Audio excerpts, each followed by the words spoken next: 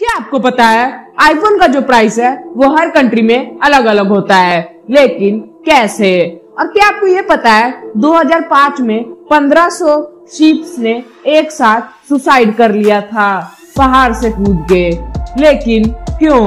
और क्या आपको ये पता है कि दुनिया में एक ऐसा कंट्री भी है जहां आप चोरी कर सकते हो, ये उनके कानून में है।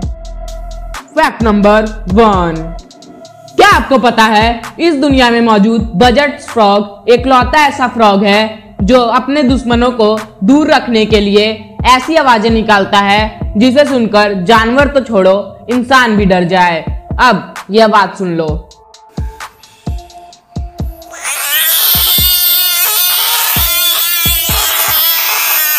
फैक्ट नंबर 2, क्या आपको पता है इटली में खाना चुराना लीगल है?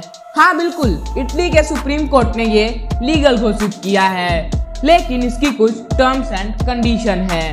पहली कंडीशन है कि तुम गरीब होना चाहिए, और दूसरी मैं नहीं बताऊंगा, और दूसरी कि तुम बहुत भूखे हो।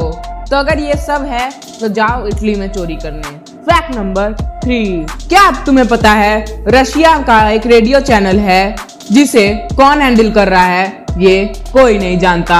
दिस इज अ मिस्ट्री, लेकिन कैसे? देखो, रशिया में 4625 हर्ट्ज पे एक रेडियो चैनल है जिसपे 24/7 बजिंग की साउंड्स आती है, इसलिए लोगों ने इसे नाम दिया है द बजवेयर। और हैरानी की बात तो ये है अभी तक खोजा जा रहा है कि कौन इस रेडियो चैनल को चलाता है, लेकिन कोई नहीं मिला। Fact number 4, suicide.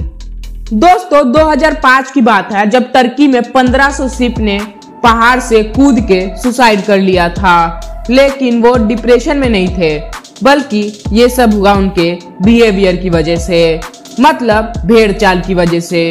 हुआ कुछ यूं कि एक भेड़ पहाड़ से कूद गई और उसे देख के बाकी सारे शिप पहाड़ से कूद गए। फैक्ट नंबर 5, सेल्स बढ़ाने की निंजा टेक्निक। क्या आपको पता है बड़े बड़े सुपरमार्केट जैसे कि बिग बाजार और डी मार्ट जैसी जगहों पे एक भी घड़ी क्यों नहीं लगी रहती है?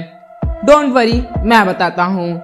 ये इसलिए कि जब भी कोई कस्टमर आए तो उसको टाइम का पता ना चले और वो बिना टाइम की चिंता करे अपनी शॉपिंग जारी रखे।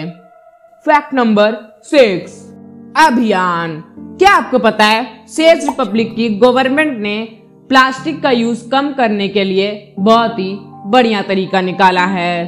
चेक रिपब्लिक में अगर आपकी शैम्पू की बोतल खत्म हो जाए तो दूसरा खरीदने की कोई जरूरत नहीं है, बस दुकान पे जाओ और अपनी खाली बोतल को दिखाओ और वो तुम्हारी बोतल को रिफिल करके वापस दे देंगे। आईफोन का धोखा। दोस्तों आप ये बात सुन के बिल्कुल ही चौंक जाओगे कि आईफोन के प्राइसेस हर कंट्री में अलग अलग होते हैं। जैसे कि आईफोन 12 प्रो मैक्स का प्राइस साउथ कोरिया में 1,11,000 है, तो वहीं ब्राजील में 1,93,000, मतलब कि करीब 82,000 का डिफरेंस। और फ्रेंड्स, ये सब जो प्राइसेस का फर्क है वो अलग अलग कंट्रीज में लगने वाले इंपोर्ट ड्यूटीज और टैक्सेस की वजह से है, और इंडिया में करीब 20% इंपोर्ट ड्यूटीज लगती है। मतलब अगर कोई आईफोन आप 1 लाख का लेते हो तो उनमें से 20% यानी कि 20,000 रुपए तो सरकार ही ले लेती है। मतलब क्या ही मस्त झोल है। पैसा ही पैसा होगा।